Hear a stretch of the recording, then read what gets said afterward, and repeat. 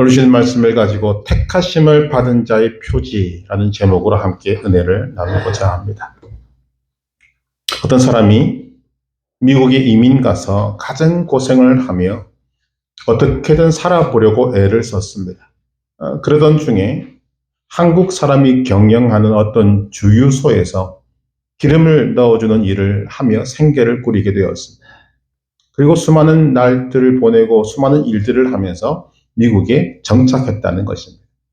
그가 훗날에 자기가 처음 일했던 그 주유소의 일을 기억하면서 그것을 중심으로 책을 한 권 써냈습니다. 그리고 그 책에서 이런 내용을 고백하고 있는 것입니다. 나는 주유소 주인 최 씨를 미워한다. 매일 아침 교대 시간에 3, 40분 늦게 오고도 미안하다는 말 한마디도 하지 않은 이 사람을 나는 미워한다. 나를 3, 40분 덤으로 부려먹는 것이 자신의 순이익이라고 하는 주인을 나는 미워한다. 한 번도 월급을 제 날짜에 주지 않았던 최 씨를 나는 미워한다. 그러면서도 나를 자기가 나가는 교회에 함께 가자고 조르는 이 사람을 나는 미워한다. 자기가 교회에서 봉사하기 때문에 나도 같이 봉사하기를 바라는 그런 압력을 가하는 최 씨를 나는 미워한다. 이런 식의 내용을 적은 것입니다. 그리스도인이 누구인가에 대해서 많은 생각을 하게 하는 내용입니다. 그리스도인이 누구인가? 예수 믿는 사람은 누구인가? 우리가 이 땅을 살아가면서 알아야 할 것이 있는데 반드시 알아야 할 것이 있다면 저는 두 가지를 말씀드리고 싶습니다. 첫째는 하나님은 누구신가를 반드시 알아야 합니다. 왜 하나님을 알아야 하는가? 그것은 우리의 생명이 달려있기 때문입니다. 하나님을 아는 자는 생명을 얻습니다. 하나님을 모르는 자는 생명을 얻을 수가 없는 것입니다. 그래서 하나님은 반드시 알아야 합니다. 두 번째, 내가 반드시 알아야 하는 것은 내가 누구인가를 알아야 합니다. 나를 알아야 나의 삶의 의미가 있다는 것을 알게 되기 때문입니다. 오늘날 많은 사람들이 돈을 쫓고 명예를 쫓고 권력을 쫓다가 잃어버린 것이 있다고 합니다. 그것이 바로 자기 자신입니다. 왜 돈을 벌어야 되는지, 왜 명예를 얻기를 원하는지, 왜 권력을 얻기를 원하는지를 알지 못한 채로 쫓아다니다가 한평생 그렇게 살다가 마지막 내 인생은 허무하구나 라고 결론 짓게 되더라는 것입니다. 하나님은 누구신가? 말씀드린 대로 창조자 하나님, 구원자 하나님, 나의 주, 나의 하나님이십니다. 이것을 반드시 알아야 합니다. 두 번째로 우리는 내가 누구인가를 알아야 합니다. 내가 누구인가? 성경은 우리가 그리스도인이라고 말하고 있습니다. 그리스도인이 누구인가? 예수 그리스도를 주로 고백하고 사는 하나님의 자녀를 의미합니다. 영적으로는 그 속에 중생의 역사, 거듭남의 역사가 있습니다. 오늘 말씀 5절에 보면 하나님의 말씀을 말로만 받은 것이 아니라 능력으로 받았다라는 말씀이 나옵니다. 능력은 기본적으로 변화를 말합니다. 그리스도인은 예수 그리스도를 믿음으로 변화된 사람입니다. 심령이 변화되고 인격이 변화되고 성품이 변화되고 말이 변화되고 표정이 변화되고 모든 것이 변화된 사람, 그 모든 것을 닮아서 그리스도를 닮아가는 사람이 그리스도인이다 라고 말하는 것입니다. 그리스도인의 분명한 특징이 무엇인가? 바로 변화라는 것입니다. 마태복음 7장 21절에서 예수님은 충격적인 말씀을 하셨습니다. 나더러 주여 주여 하는 자마다 다 천국에 들어갈 것이 아니요 다만 하늘에 계신 내 아버지의 뜻대로 행하는 자라야 들어가리라. 이 말씀 속에 그리스도인이 누구인가를 나타내는 표지들이 있습니다. 주여 주여 하지만 천국에 들어가지 못하는 사람들이 있다는 것입니다. 그러니까 교회 생활을 하고 예배를 드리고 입술로 신앙 고백을 하지만 사실은 그리스도인이 아닌 사람들이 있다는 것입니다. 이런 사람들은 마지막 날 심판을 받게 될 것입니다. 과거에 한국교회 유명한 부흥사였던 이성봉 목사님이 이런 가짜 그리스도를 향해서 이런 말을 했습니다. 세상에서 가장 억울한 일은 교회 열심히 다니다가 지옥 가는 것입니다. 예수님이 말씀하신 바대로 그것입니다. 주여 주여 하는 자마다 다 천국에 들어갈 것이 아니요. 누가 그런 사람입니까? 그리스도인의 모습은 갖고 있습니다. 그리스도인의 흉내는 내고 있습니다. 함께 예배도 드립니다. 봉사도 합니다. 수고도 하지만 그 속에 예수 그리스도를 주로 받아들인 경험이 없다는 것입니다. 한마디로 믿음이 없다는 말씀입니다. 또 예수님 말씀 속에 나타나는 그리스도의 표지는 말씀대로 행하는 사람이 그리스도인이라고 말합니다. 그리스도인의 표지는 무엇인가? 바로 행함입니다. 교회 출석한다, 직분을 맡았다, 수고한다, 봉사한다가 하나님의 기준이 아닙니다. 믿음의 행동, 말씀대로 행하는 행동이 있어야 그 안에 믿음이 있다는 사실도 증거가 되고 그가 그리스도인이라는 사실도 증명이 된다는 것입니다. 말씀대로 행하는 것은 반드시 변화로, 행동으로 나타나게 된다는 것입니다. 미국의 폴 워셔라는 목사님이 그리스도인에 대해서 이런 비유를 든 적이 있습니다. 비유입니다. 그가 집회에 상당히 늦게 도착을 했습니다. 주최 측 관계자가 몹시 화가 났습니다. 늦게 도착한 이 목사가 이렇게 말합니다. 화가 나셨겠지만 이번만큼은 꼭 양해해 주시기를 바랍니다. 오다가 어떤 일이 있었습니다. 그 일이 어떤 일이냐면 그가 차를 몰고 고속도로를 달려서 집회 장소로 오고 있었습니다. 그런데 갑자기 자동차 타이어가 펑크가 나고 타이어를 교체해야만 했습니다. 차에서 내려 타이어를 교체하는데 나사 하나가 굴러가서 도로 가운데로 가버렸습니다.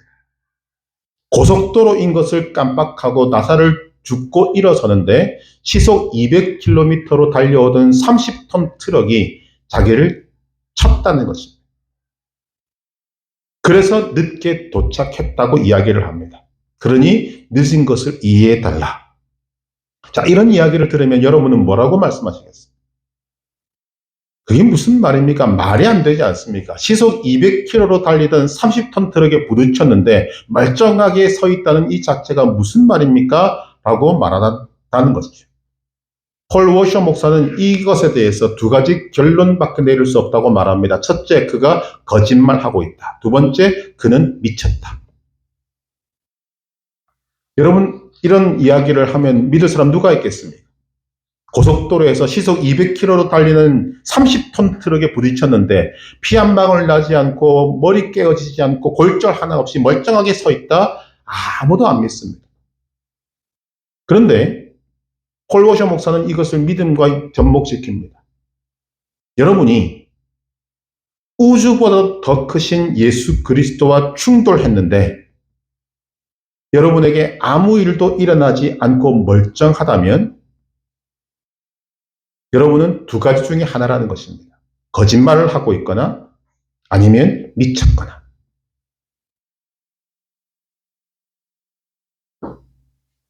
무슨 말입니까? 하면 예수를 만났는데 여러분의 삶이 변하지 않고 마음이 변하지 않고 심성이 변하지 않고 인격이 변하지 않고 삶의 행동이 변하지 않는다면 미안한 이야기지만 여러분은 예수님과 충돌한 적이 없다는 말이에요. 예수를 만났다고 여러분이 거짓말하고 있다는 결론밖에 나오지 않습니다.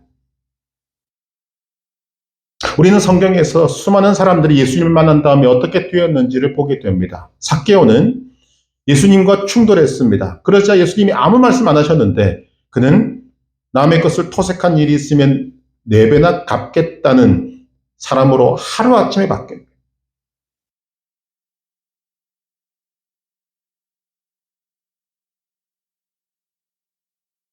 예수 믿는 사람을 붙잡고 스데반 집사의 죽음의 증인이 되고 다메섹으로 넘어가서 거기 있는 그리스도인들을 잡아오려고 했던 사울은 예수님과 충돌한 이후에 급변해서 바울이 되었습니다.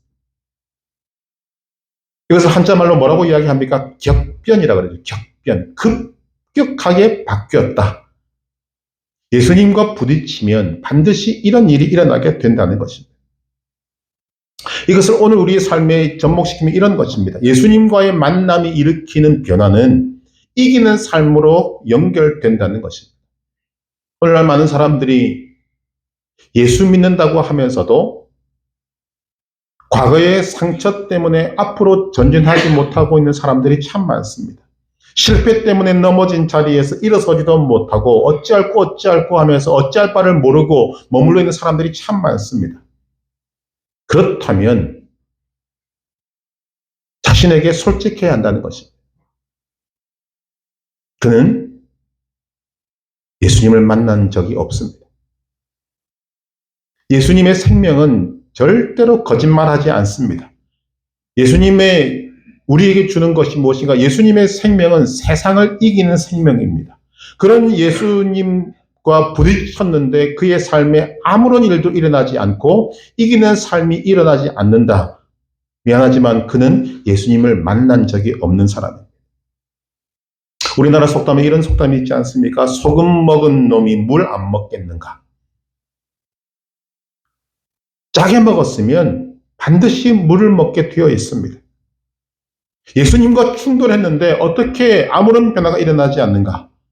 예수님과 만나는데 그의 삶도 목적도 사는 방법도 그의 가슴도 그의 얼굴도 그의 돈 씀씀이도 그의 생활 전부가 하나도 변하지 않는다면 한 가지 결론에 도달할 수밖에 없는 것입니다. 그리스도를 만난 적이 없습니다. 예수님과 충돌한 적이 없다는 것입니다. 그리스도인은 예수님을 만났다면 변화될 수밖에 없습니다. 사도 바울은 갈라디아서 5장에서 이렇게 변화된 것을 성령의 열매라고 말합니다. 갈라디아서 5장 22절 23절 오직 성령의 열매는 사랑과 희락과 화평과 오래 참음과 자비와 양성과 충성과 온유와 절제니 이 같은 것을 금지할 법이 없느니라. 막을 방법이 없다는 것입니다. 우리는 이 말씀을 잘못 이해해서 이런 성령의 열매를 놓고 우리는 사랑해야 됩니다. 우리는 온유해야 됩니다. 겸손해야 됩니다. 라고 말합니다. 잘못된 것입니다. 사랑해야 되는 건 맞죠. 온유해야 되는 건 맞습니다. 그러나 그것이 내가 사랑해야 하기 때문에 한다는 것은 아니라는 것입니다. 성령이 임하면 자연스럽게 이 열매가 맺어지게 됩니다. 그래서 성령의 열매는 마땅한 것입니다. 기독교 윤리는 마땅히 행하는 것입니다. 내가 하나님의 사랑을 입었기 때문에 내가 남을 사랑하는 것이 마땅한 것이고 내가 하나님의 사랑을 받은 자이기 때문에 그 받은 사랑을 다른 사람들에게 넘겨주는 것이 마땅한 것이고 당연한 것입니다. 기독교 윤리는 그런 것입니다. 이것을 해야 됩니다. 저것을 해야 됩니다. 가르쳐서 되는 것이 아니라 내가 하나님을 알고 하나님의 사랑을 알고 하나님의 택하심을 입은 것을 안다면 당연히 그렇게 한다는 거죠. 우리는 예수 그리스도처럼 죽은 자를 살릴 능력이 없습니다. 병든 자를 일으킬 능력이 없습니다. 그러나 하나님은 우리에게 이런 것은 못해도 괜찮지만 예수 그리스도의 마음은 가져야 한다고 말씀하십니다. 그런 예수 그리스도의 마음을 가진 사람에게 예수님께서 어떤 위로와 격려와 소망을 주시는가? 너희도 내가 하는 일을 할 것이다. 더 나아가서 너희는 나보다 큰 일도 할 것이다. 예수 그리스도를 만났다면 이렇게 된다는 것입니다. 오늘 말씀은 그런 그리스도인이 변화되어지는 근거로 하나님의 택하심이 있음을 우리에게 말씀하고 있습니다. 4절에 보니까 하나님의 사랑하심을 받은 형제들아 너희를 택하심을 아노라. 바울이 지금 확신하는 것이 무엇입니까? 데살로니가 교회에 편지를 보내면서 데살로니가 교회 성도들이 하나님의 택하심을 입었다는 것을 바울이 확신하고 있다는 것입니다. 하나님이 택하신 자, 하나님이 택하셔서 그에게 나타나는 자연스러운, 마땅히, 당연히 나타나는 표지가 무엇인가 우리에게 말씀해 주고 있습니다. 그 표지가 세 가지가 있습니다. 첫째, 믿음의 역사가 있습니다. 3절에 보니까 너희 믿음의 역사와 이 역사라는 말은 헬라어로 에르고우라는 말이고 영어로는 에너지라는 말입니다. 뜻으로는 활동한다, 일한다는 뜻입니다. 믿음은 살아 역사합니다. 믿음은 열매를 만들어내게 되어 있습니다. 하나님께서 나를 사랑하신다는 이 믿음의 감격 속에서 믿음으로 삶을 만들어낸다는 것입니다. 믿음으로 움직인다는 것입니다. 믿음에 대해서 뭐라고 이야기합니까? 하나님의 말씀은 살았고 활동력이 있다. 심지어는 우리의 심령 골수를 찔러 쪼개기까지 한다.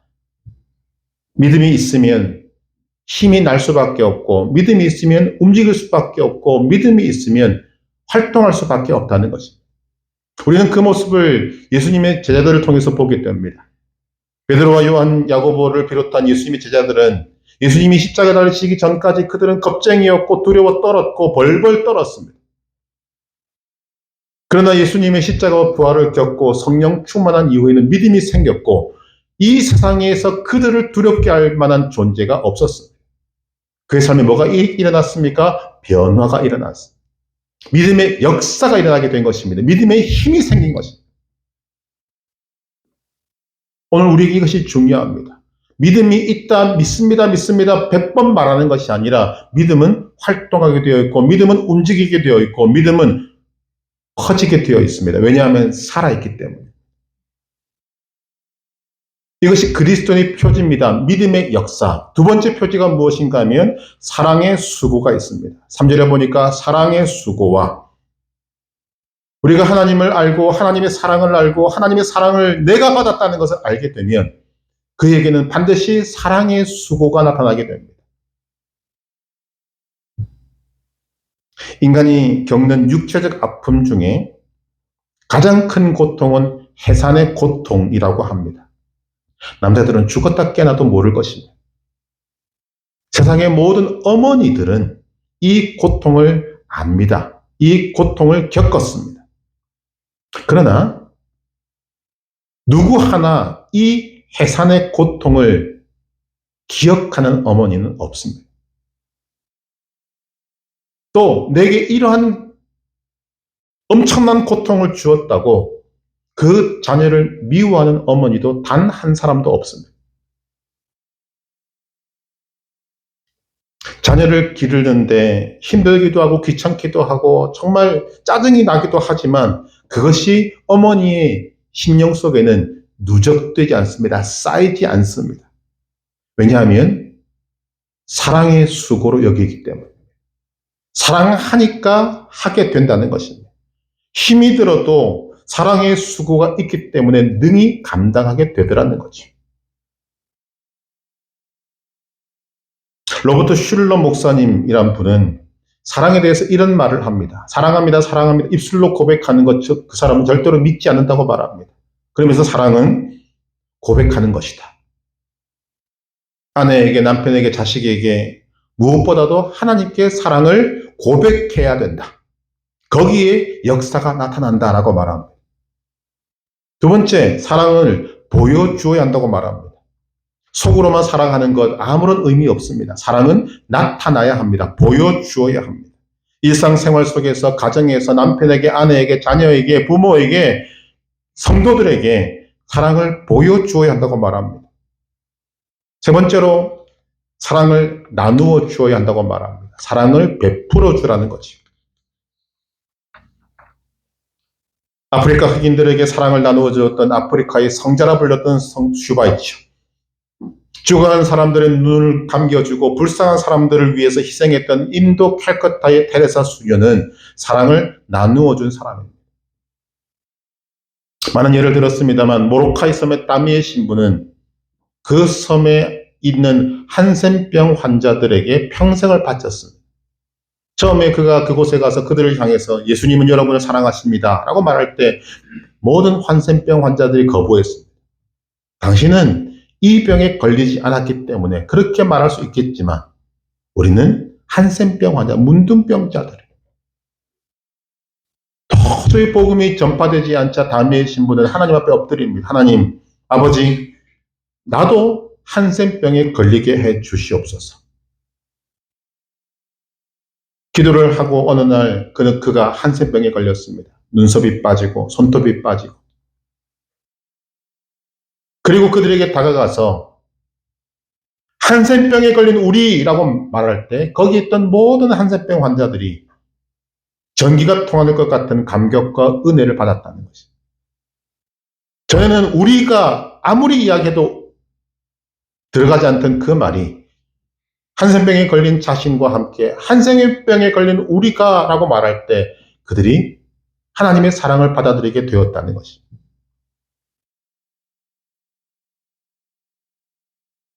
그런데 오늘 우리 주변에는 이런 사랑을 나누는 것보다 사랑이란 이름으로 남을 괴롭히는 사람들이 많이 있어요. 남편을 못 살게 굴고 아내를 못 살게 굴고 자녀들을 못 살게 구는데 끝에 가면 이렇게 말합니다. 내가 왜 이렇게 하는지 아느냐? 너희를 사랑하기 때문이다. 아닙니다. 사랑은 잔소리로 나타나는 것이 아닙니다. 수고로 나타나는 것입니다. 그 수고가 사랑의 수고라면 즐겁게 감당하는 것입니다. 내가 사랑하는 사람을 위해서 기쁘고 즐겁게 수고할 수밖에 없는 것입니다. 마땅한 것이고 당연한 것입니다. 그래서 사랑의 수고는 어려운 것이 아닙니다.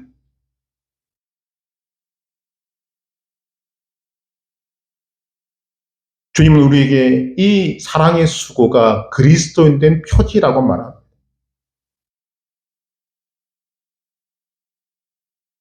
오늘 우리 교회에 사랑의 수고를 하는 분들이 참 많이 있습니다. 다 하나님께서 보고 계시고 하늘의 상급으로 갚아주실 것입니다. 무엇보다 중요한 것은 그것이 감사함으로 기쁨으로 감당하는 사랑의 수고가 여러분이 내가 하나님의 자녀이구나 라고 하는 표지가 된다는 것입니다. 하나님이 인정해 주시는 표지가 된다는 것입니다. 세 번째로 그리스도의 표지가 무엇인가 하면 소망의 인내가 있습니다. 3절 마지막에 보니까 우리 주 예수 그리스도에 대한 소망의 인내를 우리 하나님 아버지 앞에서 끊임없이 기억함이니. 우리가 참고 기다리는데 거기에 소망이 없으면 그것은 정말 죽을 만큼 어려운 것입니다. 힘든 것입니다.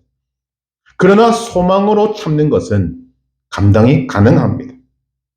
소망이 분명하고 확실하면 참는 것은 아무런 문제가 되지 않습니다. 사람들은 오늘 자기가 경험하는 고난에 대해서 어떻게 하면 이 고난을 이겨낼 것인가를 이야기할 때 하나님은 우리에게 놀랍게도 이것은 이렇게 가야 된다 저렇게 가야 된다라고 말씀을 주시는 것이 아니라 소망을 주십니다. 그것이 고난을 이기는 방법이고 우리 삶에 만나는 여러 가지 문제, 어려움들을 이겨내는 방법이 되는 것입니다. 그 소망의 날을 바라보면서 오늘을 살아가는 것입니다. 그 소망이 점점 더 커지고 분명해지고 확실해지면 오늘 내 앞에 있는 고난은 아무것도 아니게 된 것입니다.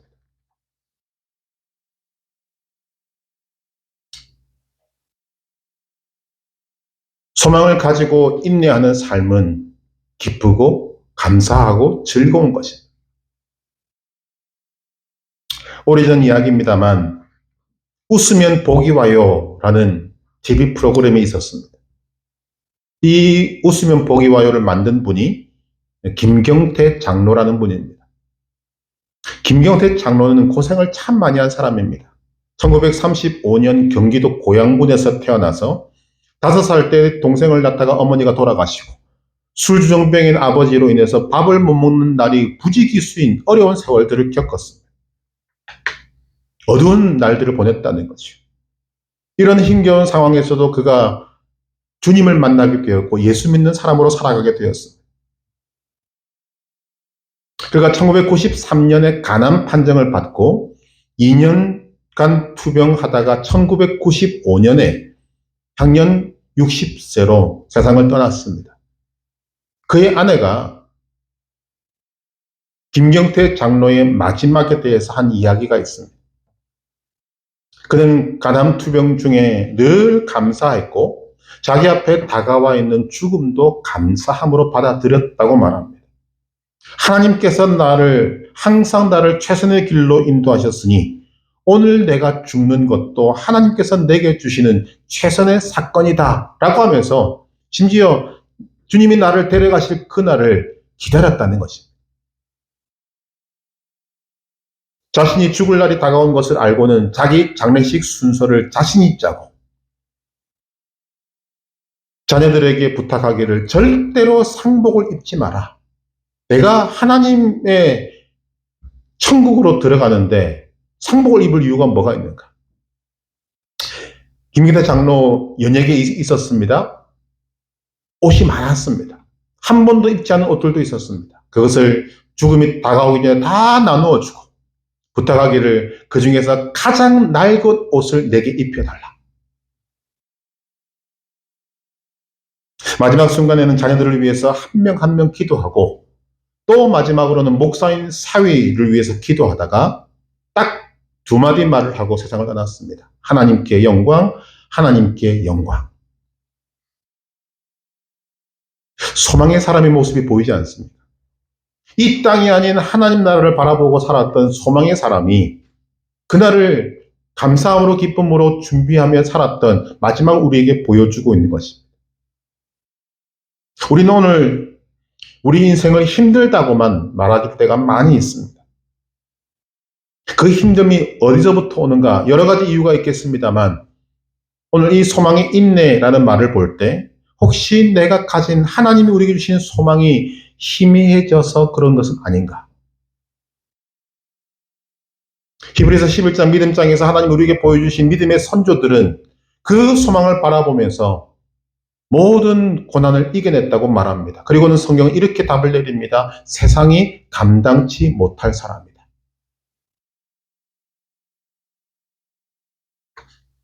여러분, 선택받은 자의 표지가 무엇입니까? 한마디로 말하면 신망애입니다. 믿음, 소망, 사랑입니다.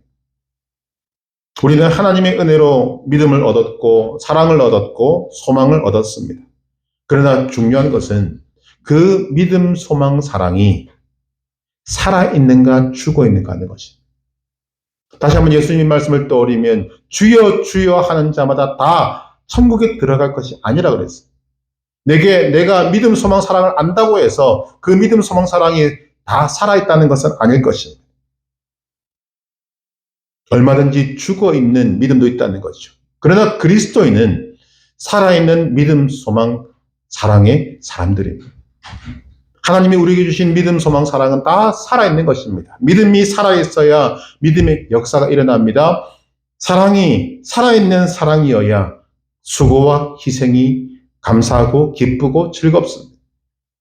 소망이 살아있어야 어떤 고난이나 굴욕이 와도 넉넉하게 참고 이겨낼 수 있게 되는 것입니다.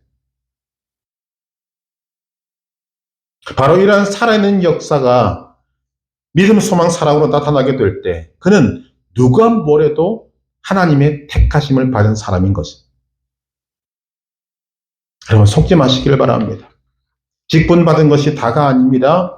예배 드린다고 다가 아닙니다.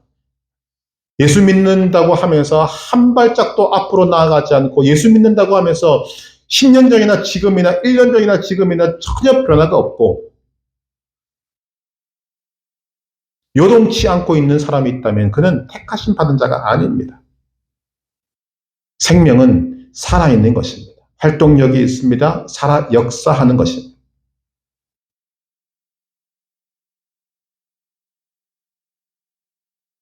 우리는 하나님 앞에서 점검해야 합니다. 내가 과연 믿음의 역사가 있는지, 사랑의 수고가 있는지, 소망의 인내가 있는지. 오늘 나에게 주어져 있는 이 믿음, 소망, 사랑이 살아있는지 죽어있는지를 알 수 있는 잣대가 있습니다. 그것이 바로 기쁨과 감사입니다. 오늘 사도 바울은 데살로니가에 편지를 보내면서 이런 고백을 하고 있습니다. 2절 보시면 우리가 너희 모두로 말미암아 항상 하나님께 감사하며 기도할 때에 너희를 기억함은 감사와 기도는 불가분의 관계에 있습니다. 환난 가운데서도 감사와 기쁨의 생활로 이길 수 있는 비결은 바로 성령의 기쁨입니다. 에베소서 5장 18절 술 취하지 말라 이는 방탕한 것이니 오직 성령으로 충만함을 받으라. 하나님께서 우리에게 술 취한 것과 성령 충만을 비교하고 있습니다. 술은 일시적이고 또한 순간적입니다. 반면에 성령 충만은 그 마음의 기쁨이 항상 차고 넘치게 됩니다. 성령 충만은 일시적이지 않습니다. 영원한 것입니다. 영생으로 이끄는 원천인 기쁨의 원천입니다. 성령 충만한 사람의 특징이 무엇인가? 기쁨과 감사인 것입니다. 살아있다는 것이. 로마서 14장 17절 말합니다. 하나님의 나라는 먹는 것과 마시는 것이 아니요 오직 성령 안에 있는 의와 평강과 희락이라. 성령 안에 세 가지가 있다고 말씀하고 있습니다. 의와 평강과 희락이 있다.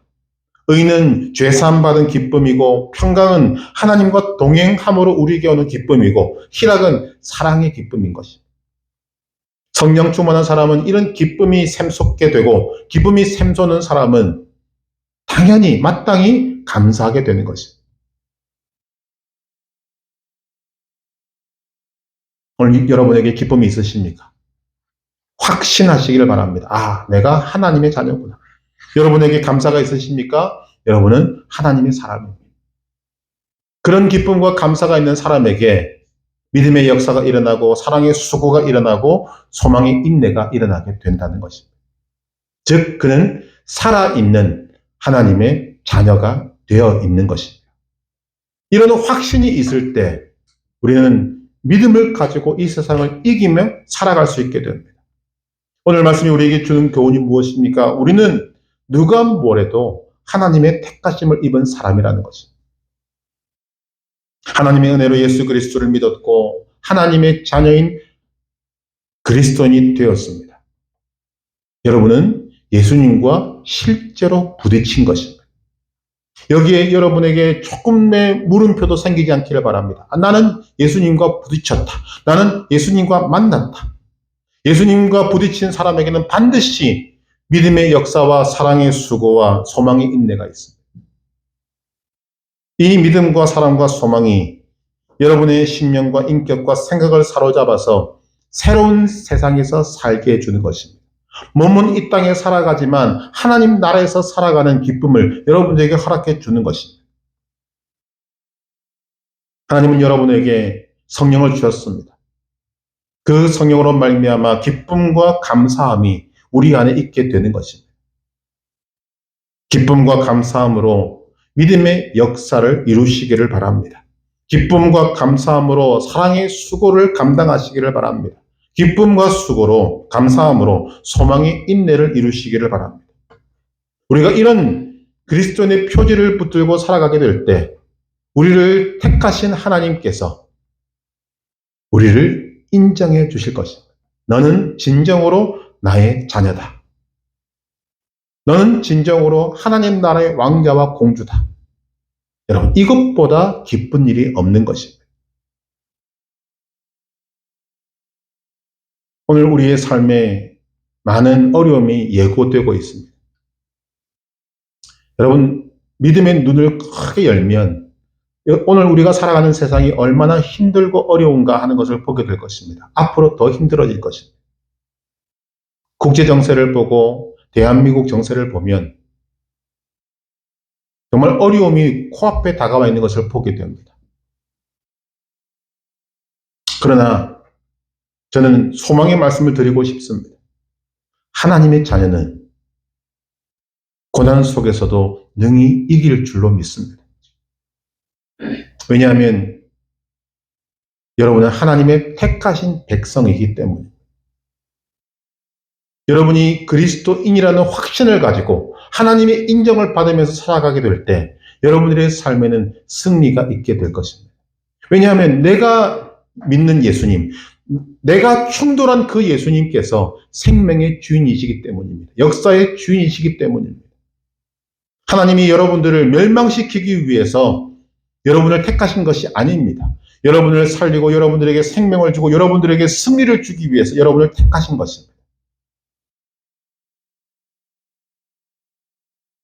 하나님께서 여러분을 기뻐하신다는 사실을 믿으시고 내가 예수 그리스도의 생명과 맞바꾼 그리스도인이라는 사실에 조금의 의심도 하지 마시고 하나님이 내게 주신 이 귀한 생명을 붙들고 승리하며 살아가시기를 바랍니다.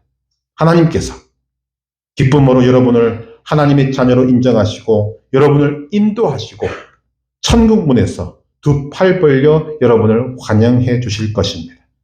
하나님의 택하심을 받은 자로 생명의 길을, 승리의 길을 걸어가는 복된 성도로 살아가시길 주님의 이름으로 축복합니다. 주신 말씀 기억하며 함께